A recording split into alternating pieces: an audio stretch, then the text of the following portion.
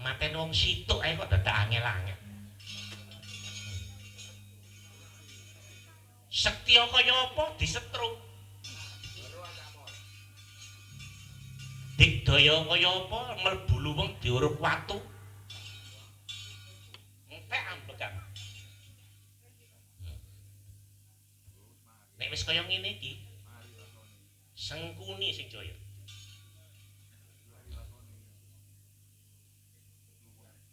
Rondone Gandamana sing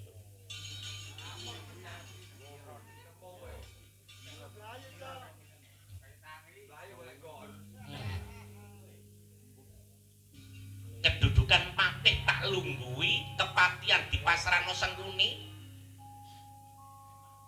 bojone Gandamana tak sirik.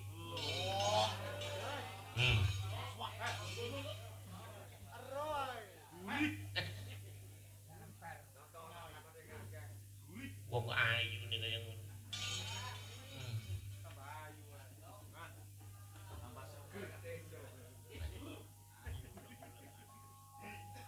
Minta niat diambu nang.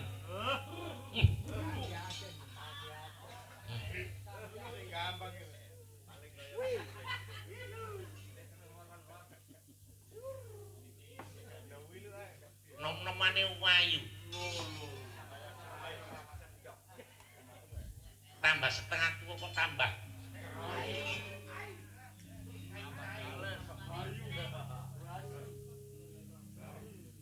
Saya suwe kok gak kuat hatiku.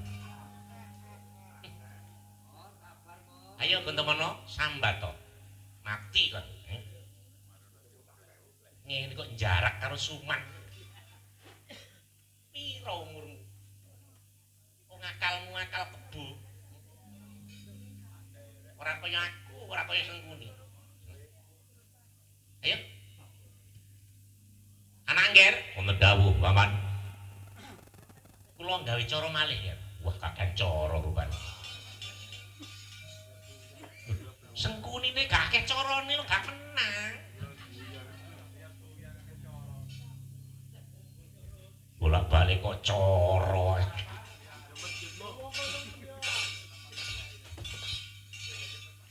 Niki besok sing enak niku sampean lho, Nggih. Niki sinten? Gandamana niki. Waduh. Mesakaken. Wah. Karo mungsuh kok mesakno. Mungsuh dipites. Kejem sampean lho. Politik niku kejem. Oh, politik kok gak kejem. Sampeyan mboten wedi mlebu neraka. Sampeyan terus ya kanan. Wong iku ora bakal mlebu neraka nek iso rabi telu. Nek rabi situk niku wong licik.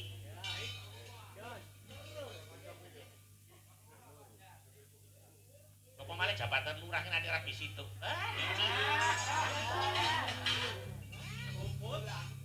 Ganteng kaya apa? Sugih kaya apa nek bojone situ. Sampeyan menisuk gak dibayari. Sing bayari ning bojone. Lho. Ngoten ta? Nggih. Kasih tau wis, kasih tau. Kasih tau. Sampeyan niku jarak perkara ya aja jarak wong kene. Mboten kula niki mboten jarak tiyang mriki. Gondo kono niku mungsuh bebuyutan kula. Nek pun ngeten iki ati kula lega. Terus karep sampean koyo ngeten. Sakmantune Gandamana pun mati. Nggih. Kula mengki matur wonten ngersanipun Ratu Ngastina kanthi sandangan kula suwek-suwek. Awak kula blabur getik. Tandha bukti kula perang kalih tiyang Pringgondani. Ngaturaken kabar ketiwasanipun Gandamana ingkang sampun pejah. Sebab Gandamana jarak perkara wonten nggih Pringgondani. Kula ngrewangi etok-etoke. Waduh. Sampeyan nggunakno sandangan sampeyan rontang-ranting nggih. Tak suwek-suwek niki sandangan kula niki terus kula blabur getik. Oh getike sapa mengki?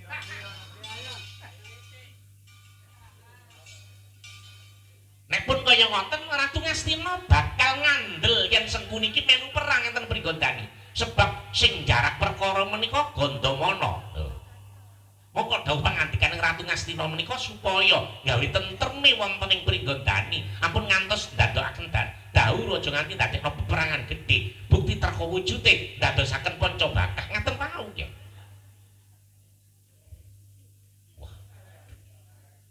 Hebat sampeyan. Hebat tenan sampeyan. Wong nek trik kaya kula ngeten iki masih gak duwe dhuwit menang. Sapa ngomong zaman saiki nek gak duwe dhuwit ya gak menang.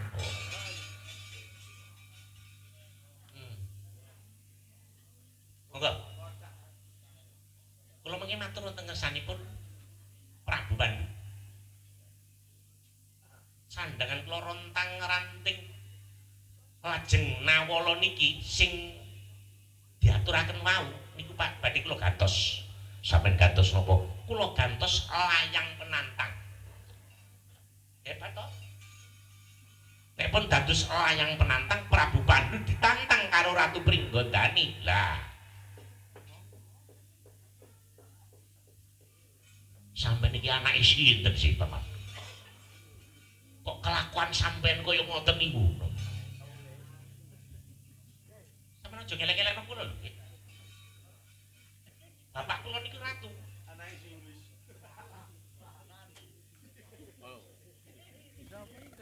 Wong sampeyan iki gak ero, Sengkuni ku anake sapa ora gak ero.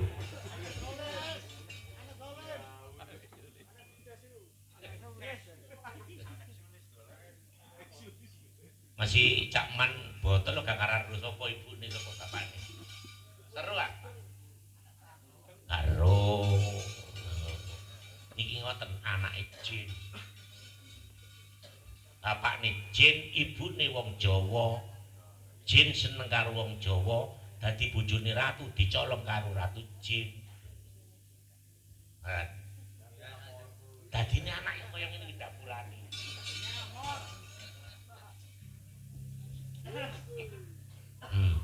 Pun kula mboten manut sampean. Gak manut ora dadi sebab sing penting kula napa pangkat. Nek perlu rondone Gandamana kula sirik, kula mboten melu-melu. Tegese sampeyan paling jarak perkara kalih. Ngelanggar pagrayu. Wis mati kok. Nek durung mati sih nglanggar pagrayu. Wong wis mati. Dianggep ae ngukup rondo. Nulung, lho ngoten lho. Nulung niku randa sing wis kaya makna ngene. Ditulung. Nulung kok sing ngono-ngono iku. Gak dapur. Pun sampean mbet melok betul napa? Sinuwun. Ngaturaken kabar ketiwasan sinuwun. Kula pun mangkat tepati.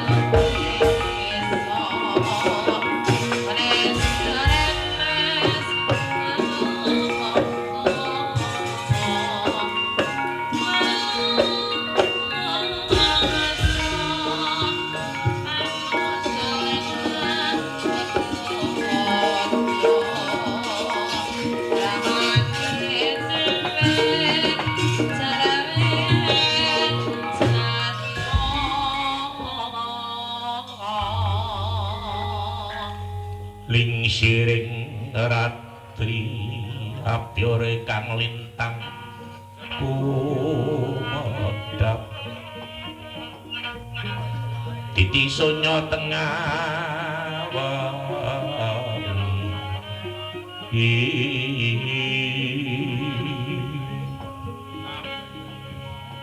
lumrah dandaning pos pito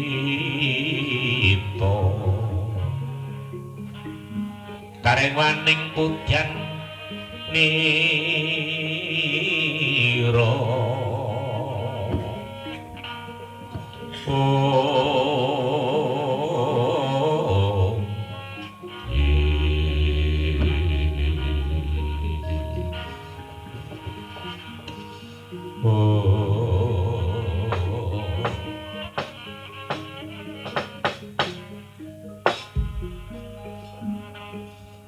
yen kembange kembang menur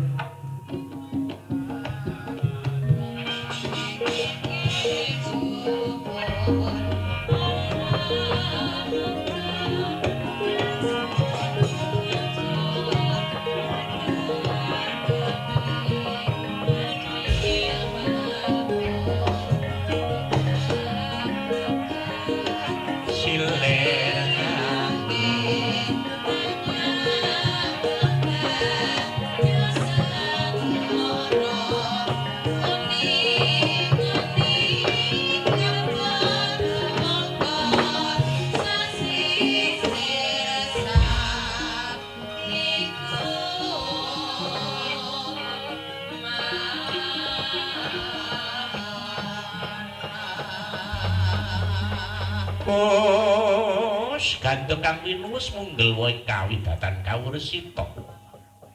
Panandhang ingkang sampun tinampi dening Pepatih Ngastina Raden Gandamana. Raden Suman ingkang sampun ketingal bingah-bingah ing penggalih. Rumaos unggul jurite. Kondur arsa matur wonten ngersanipun Sang Prabu Pandhu Dewayana. Oh, kinocap ingkang wonten ing kasatriyan panggombaan. Rai kadanging Prabu Pandhu Dewayana Raden Yama Widura. Raden Yama Widura dipun dherekaken tripana kawan Kyaning Lurah Semar Bagong lan Besut anggoning padha suka parisuka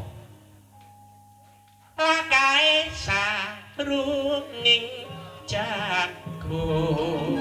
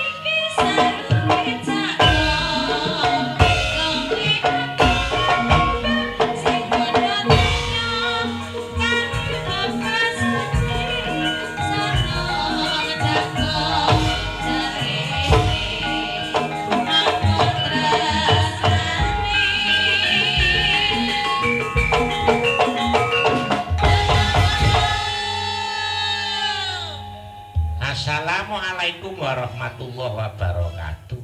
Waalaikumsalam warahmatullahi wabarakatuh. Kadek libu anjut kadek. Langsung goro-goro ngono. Iya. Kok apa mau ayo matur kesuwun marang panjenengane Bapak Lurah sing wis percaya marang awak dhewe sak rombongan. Ya. Pak Lurah enggal ingkang ana ing Kelanting Sari, Kecamatan Tarik, Sidoarjo. Ngono ya, ya. Bebarengan karo ingkang garwa sing wis padha sepakat gawe tasakuran gedhekno rasa syukur ana ngersane Gusti Allah taala supaya mbarokahi oleh keprekaning utawa dadi kepala desa utawa dadi lurah ana ing Kelanting Sari kene to Le. Alhamdulillah. Muga-muga barokah ya, Mas. Tak jaluk sing rukun ae, Pak. Apa? Rukun. Sing biyen masih dudu pendukunge ya ayo dijak rukun. Sing biyen gak milih ya ayo saiki dirangkul bareng. Aja nganti semon-semonan, aja nganti geger. Aja niru kaya nggonku. Apa? Mara tuwa karo mantu ngene nek siji pilihan sampai 5 tahun gak wawuh. Tangga ya ngono. Atik cidek siji milika siji miliki sampai 5 tahun ya gak sapan. Ndondi ku nggonku. Nggonmu. Heeh. Aja ditiru. Lanting Sari kene ayo dijak rukun, sing dukung karo sing ora ndukung ya ayo dijak rukun dirangkul karo panjenengane Pak Lurah bareng-bareng ngono ya Syuk. Nah iya lho Pak. Tapi yo gak gampang nak dadi lurah saiki ku anggitmu. Anggitmu yo gampang ngono dadi lurah saiki. Yo gampang sih mo. Saiki proyek teko ndukur lho.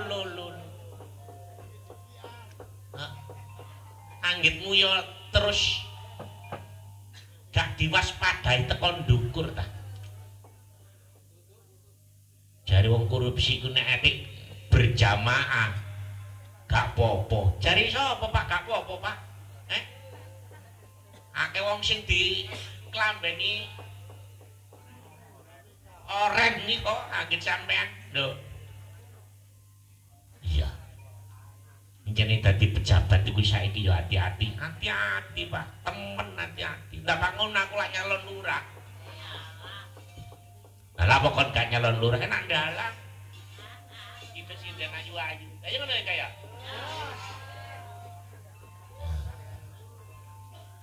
Oh iya. Ambek maneh kon nyalon lurah iku apa bandamu saiki nek gak miliatan gak dadi jarene. Ayo temenan ya, Pak. Lulusan apa kon katene nyalon lurah iku lho. Ya gak kena dinyek ngono Pak wong jenenge wong ku derajate dhewe-dhewe. Ngono lho. Masih sak seniman ngene umpamane panjen dipercaya wong akeh lah ya sing penting lah ya lobine. Saiki sing penting lobine. Ana wong nang warung dikumpuli dijak mangan bareng, dijak ngerokok bareng, dijak ngopi bareng. Iku nek durung dadi, nek wis dadi gak metu belas. Waduh, ya. Wis ya nak. Gawe panglipur. Syukur ana ngersane Gusti panjenengane Pak Lurah sing wis mengkoni derajat, sing wis diplekat, sing wis kabeh tanggal 29 iki mau sing wis disakno minangka pengayom sak kelurahan Kelanting Sari Kecamatan Tarik. Matur nuwun. Wis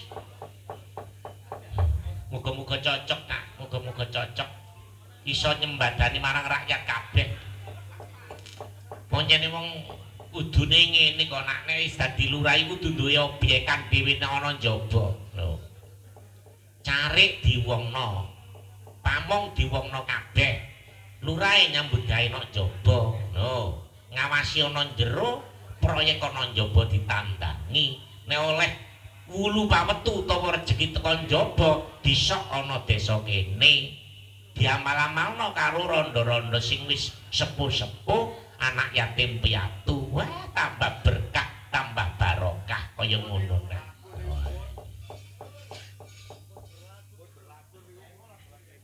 Wis berlaku jare Pak. Lah iya ya wis. Wis ditindakno ket biyen ngene iku lho Sun. Wis ngono iku. Wis gane dielingno wisano. Wis sepakat jarene karo Keng Garwa ya karo Bulura wis sepakat. Ya wis. Wis nak, ayo nak. Nembango sing apik ngono. Mangono titipan lali janjine. Aku sik eling ae iki, Mang. Lali janjine tapi langgam. Lali janjine tapi langgam. Nah. Penyuwunane sapa? Ya klebu dulur-dulur sing ana ing Klanting Sari kene, ngono. Mbok cacakmu amor ki Mang njaluk lagu apa iki, Mang? Ngono ya, wis. Aja wis barang arep jarene. Suarane sapa mo Aja njaluk Mbak Tarti. Mbak Tarti wis rupane ngenyah kencur terus. Iya. Paham. Adem-adem ngene iki temenan mo, wis tenan. Temenan adem-adem ngene iki.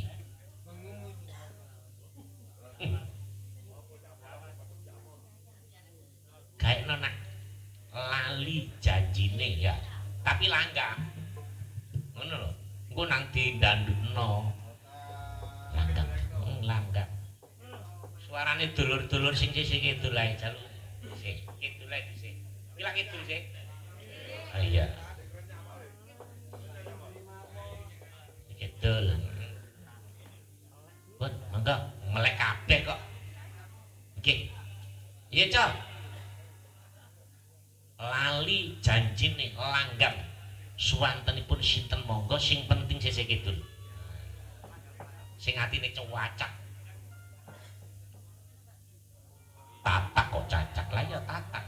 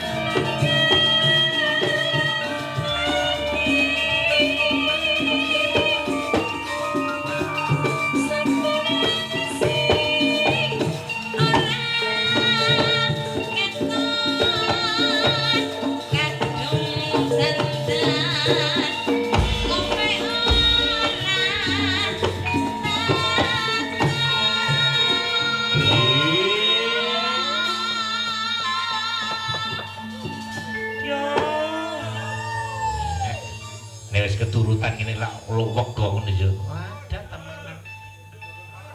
Temenan. Nah iya.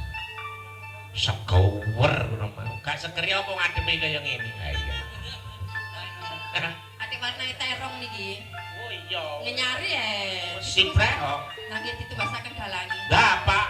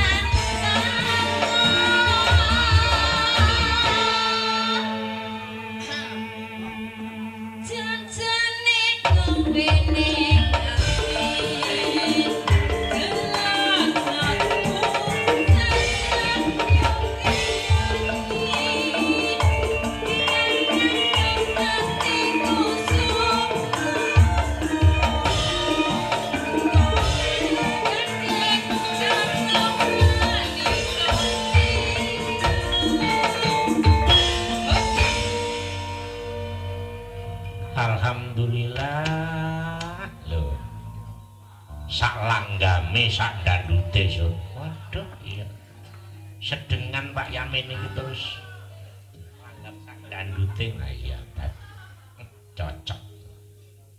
Pengiriman liwat SMS wake Pak ngono ya.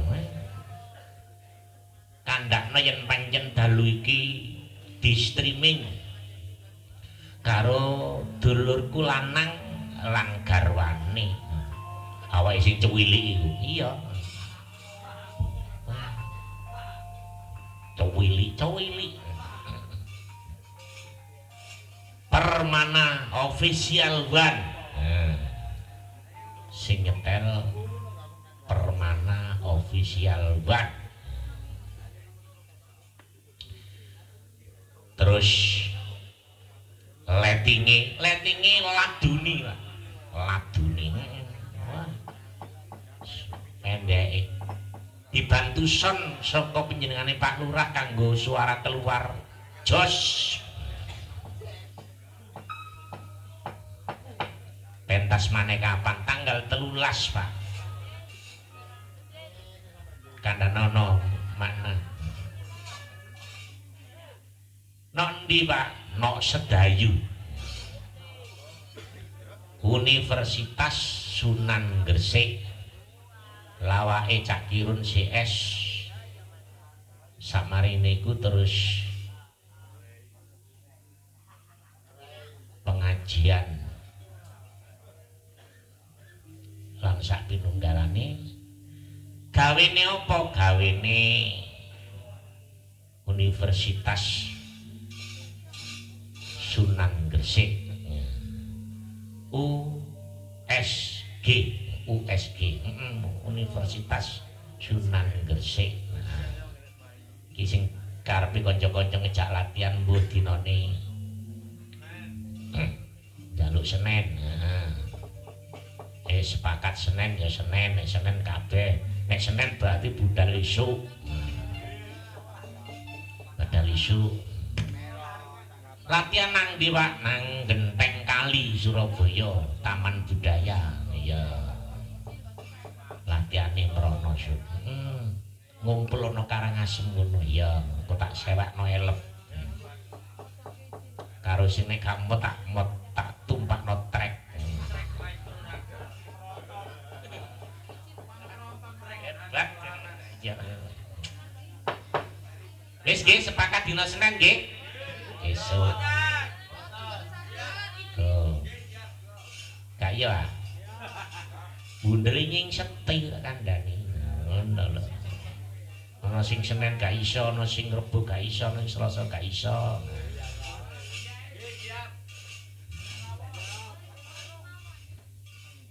nah niki nggih Pak Lurah sajake iki utawa lan dulur lanang nyuwun kangene ati Pak nah ya keuangan wisan iki klebu dulur lanang ya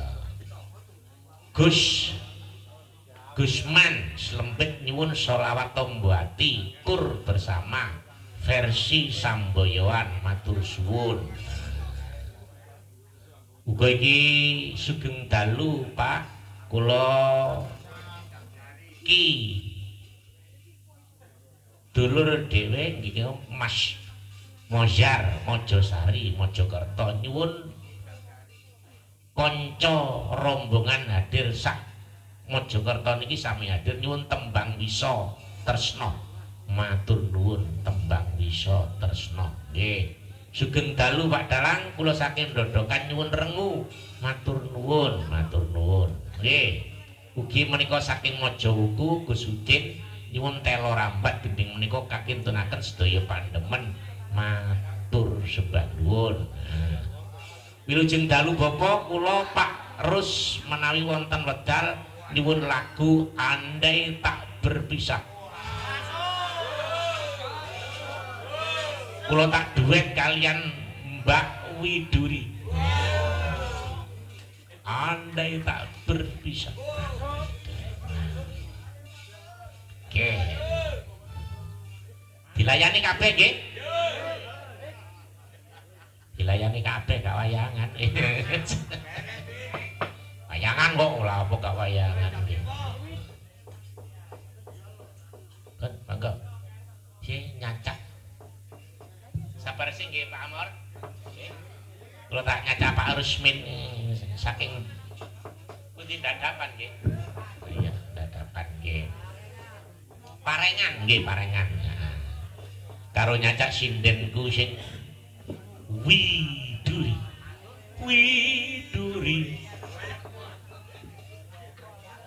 hello bagaikan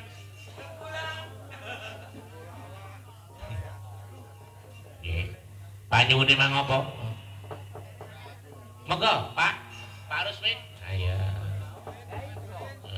iki dulur blanglor tapi kandel nggih monggo ayo semangat ini aku seneng wis pendeke Mbak Widuri wilujeng enjang Pak Rusmin ayo wis sampean kancani Mbak iki Mbak masuk Pak Rus tasih tedas samonten tasih tedas tasih pepek kok niku nih lha iki tedas ya jenengan niku lho tasik tedas ya kula sing wedi Sendek. Pun Gak. pun mau usah repot-repot. Gak usah repot-repot Sak sing tasih akeh ae. mawon. Wah iya. Sarate. Napa wau Pak harus tamu Andai tak berpisah. andai tak berpisah. Wong sakniki dereng berpisah wis golek maneh ngono lho. Yo lah ya. Iku lho tiang-tiang niki. Terus pundi musisi? Siap.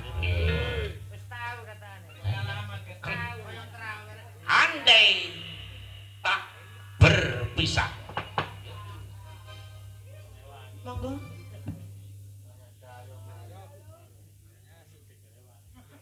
Lancar. Lho ditutup malih. Mungkin main nyicil iwu.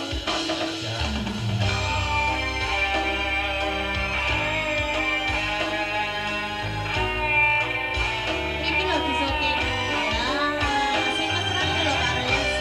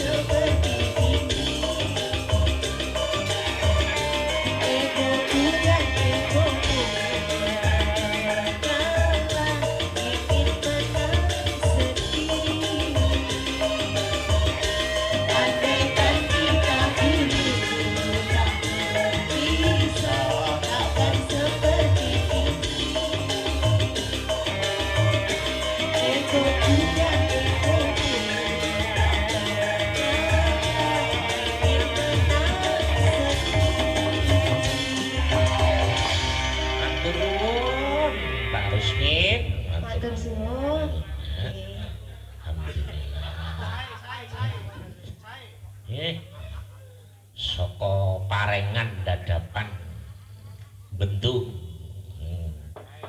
sae sip nggih kari pamunduting Pak Amor nggih nyuwun kangeni ati nggih niki kangeni ati wis kangen temenan karo kesenian Jawa klebu wayang purwa aja. Le. Sisi lor nak. Ayo sisi lor. Lor. Telu bareng Sulis karo Cynthia karo Ajeng. Bareng lah ya. Si Mas gaeno Sekar Sari Mas aku kangen Sekar Sari ya. Ya. Nek gak di Sekar Sari ngono gak kompak kaya. Masuk ayo nggih. Iya Mas. Sekar Sari.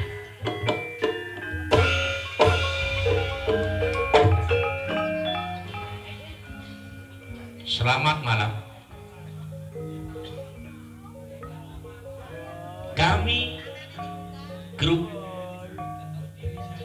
dari Maestro Nada menampilkan 3 artis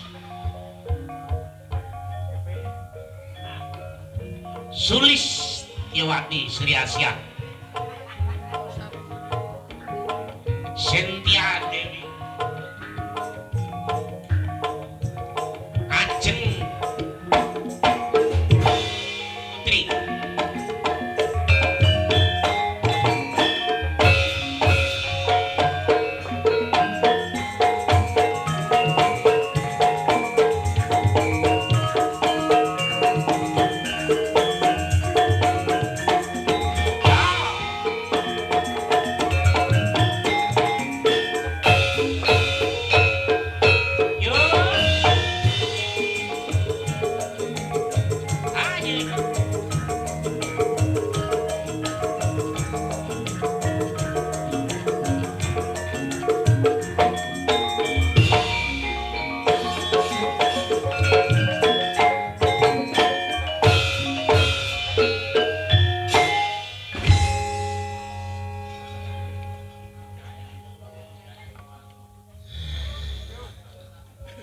Apa isut panyune mau?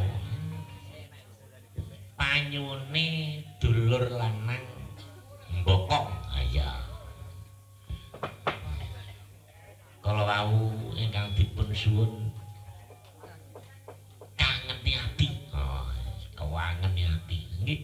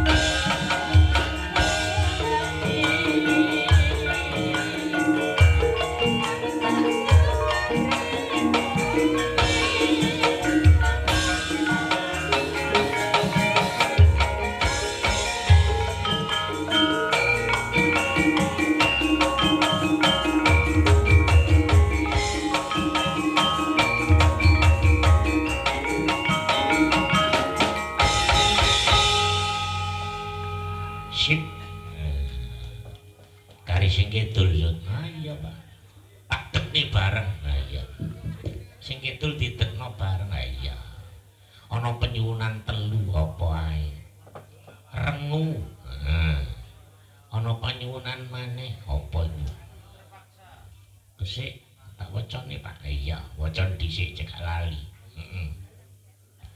Ana rengu, ana tombo atikur bersama versi Samboyoan.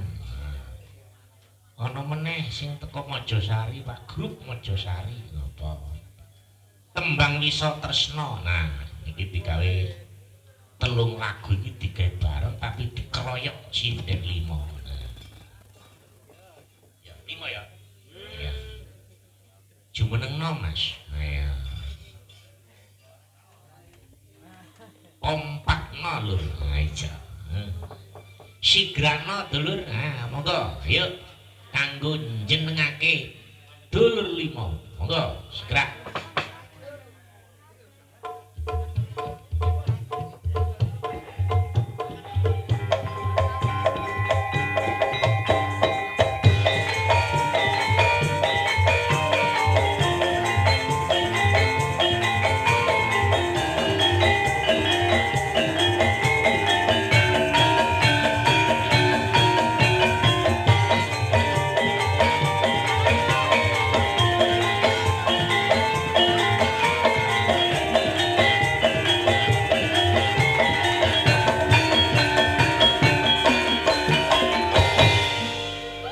Saking lemu-lemu nih tapi gak mot. Boten Pak, niki lumpun tali. Alhamdulillah. Niki sone sing terlalu besar mungkin. Ja. Niku sing salah sone. Napa gonge nggih sing salah? Kegeden gonge. Boten sito niku angkur-angkur ndukur son niku sito. Oh. Berarti sing paling alit. Baik. Niki mau napa Bapak? Enten rengu. Rengu. Enten tembang Wisa Tresna. Wisa Tresna. Terus tombo ati ya. Tombo ati. Niki dipilih ngoten ta Bapak? Wis pokoke gunakno telu iku. Oh, sedanten. Berarti gak pilih kasih ngono lho, Nduk. Nggih monggo dados. Monggo dipun wiwiti.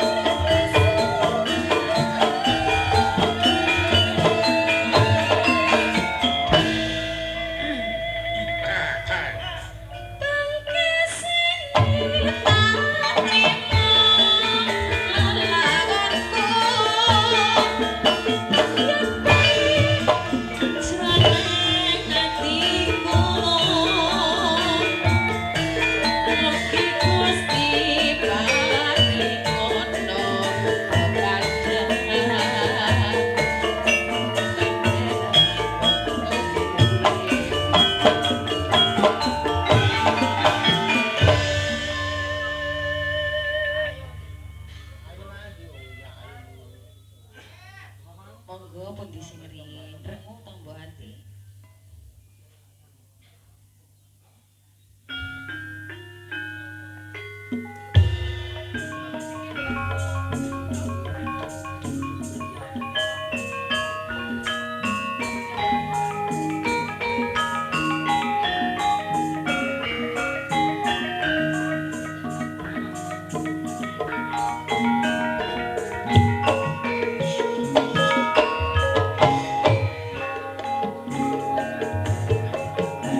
Yo dulur dondongan kalian dulur mencisa.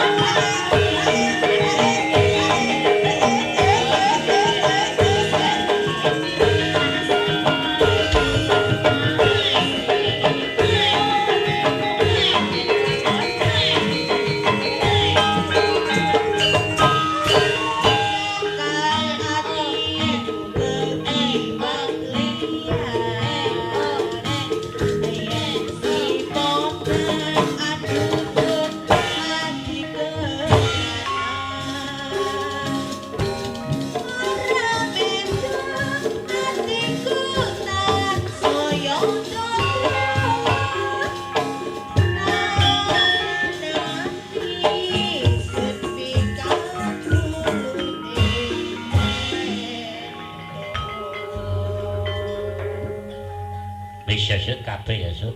Oke. Ana kurangnya awak dhewe nglayani njaluk sepuro ya Pak. Iya.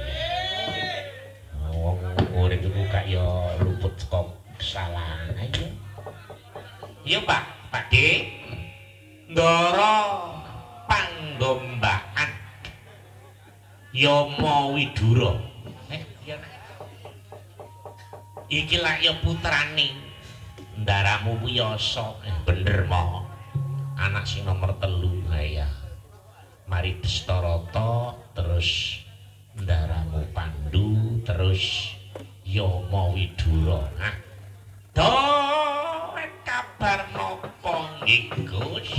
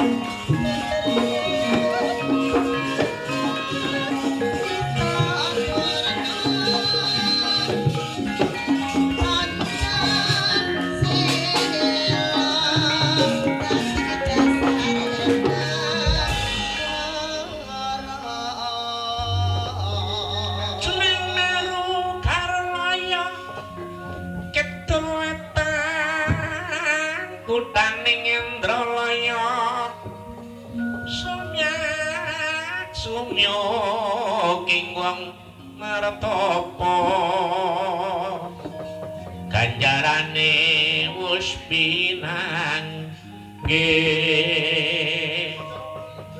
ganjarane wis pinangge